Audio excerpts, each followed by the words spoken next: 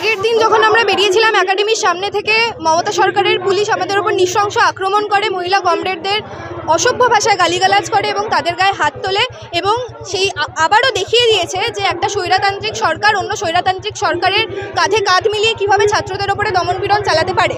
সেই কারণেই আজকে আবারও আমরা বেরিয়েছি বাংলাদেশের ছাত্রদের প্রতি সংহতি প্রকাশ করবার জন্য এবং আগের দিন যাদের ওপরে নৃশংসতা চালানো হয়েছে মমতা পুলিশের তরফ থেকে তাদের জন্য সংহতি জানাবার জন্য আমরা আজকে এই মিছিলে বেরোচ্ছি।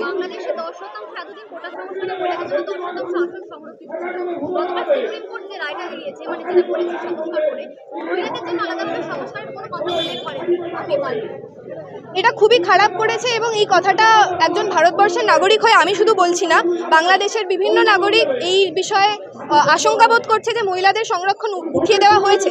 কারণ আজকে ভারতবর্ষে মহিলাদের যেই রকম অবস্থা তার থেকে অনেক অনেক খারাপ অবস্থায় বাংলাদেশের নারীরা রয়েছেন এবং তাদের সংরক্ষণটা প্রয়োজনীয়।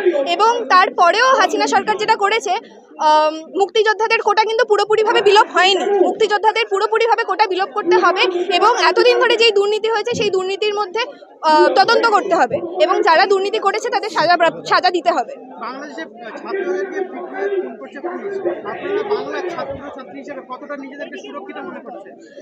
আমরা তো বারবার করে দেখতে পাচ্ছি যে এক স্বৈরাচারী সরকার আরেক স্বৈরাচারী সরকারের পাশে কিভাবে কাঁধে কাঁধ মিলিয়ে দাঁড়াচ্ছে ছাত্রদের ওপর দমনপীড়ন চালাবার জন্য।